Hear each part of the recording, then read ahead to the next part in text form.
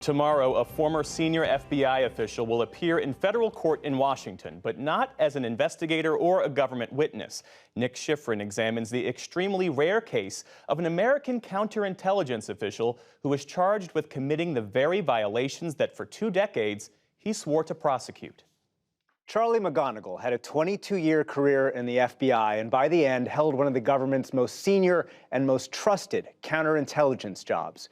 When he retired in 2018, he ran counterintelligence in the New York FBI field office and had played a key role in some of the U.S.'s most sensitive investigations, including Russian intelligence activities in the U.S. before, during, and after the 2016 election, and Chinese efforts to shut down U.S. spies.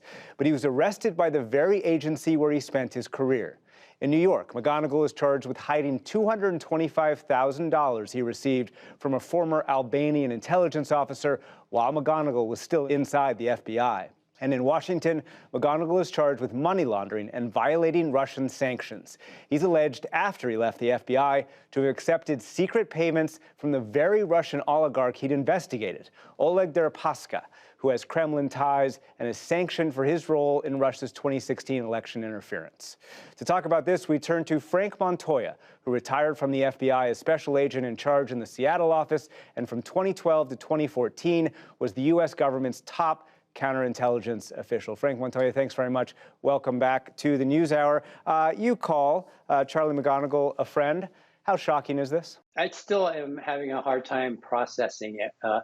We had worked closely together on a lot of stuff, and to hear this come out it really has kind of shaken me to my foundations.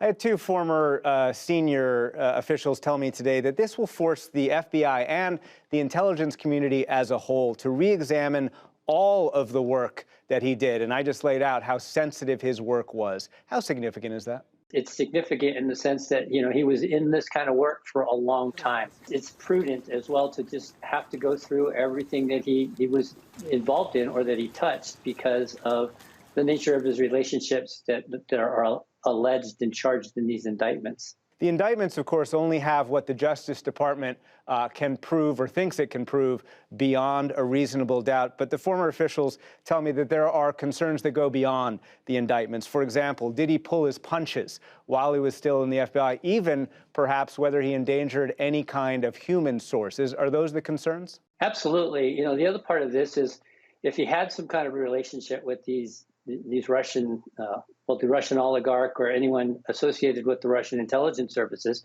how were they modifying his behavior? How were they doing things that could have affected his judgment in cases either involving these individuals or folks that they were associated with? So there are many different ways that he could have been manipulated if, in fact, these allegations are true, or that he could have altered his judgment when it came to deciding who he was going to go after and who he was not going to go after. And I guess in that case, one of the main questions will be how old, what's the origin of his relationship specifically with Deripaska, right?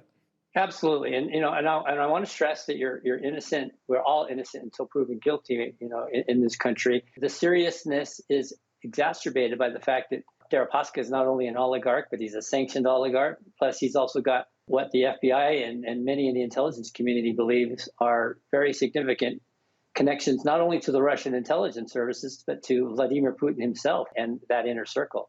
Is there a concern today, do you believe, that this goes beyond these 2 cases that we've laid out, that this could jeopardize a larger portion of the U.S. counterintelligence effort? They're going to have to be very, very careful now about whether or not there is any deception being aimed at them by the Russian intelligence services, by individuals associated with Deripaska or even other oligarchs or even the Kremlin itself.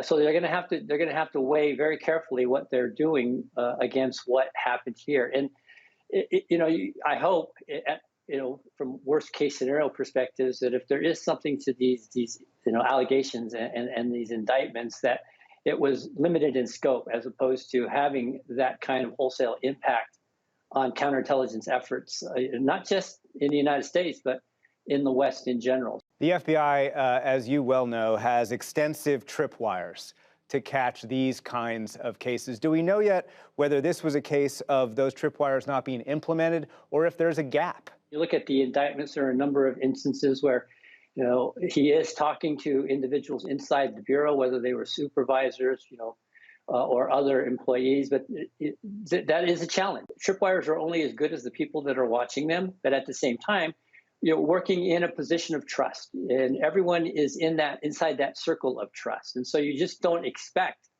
people to violate that trust, and that's why it is a shock.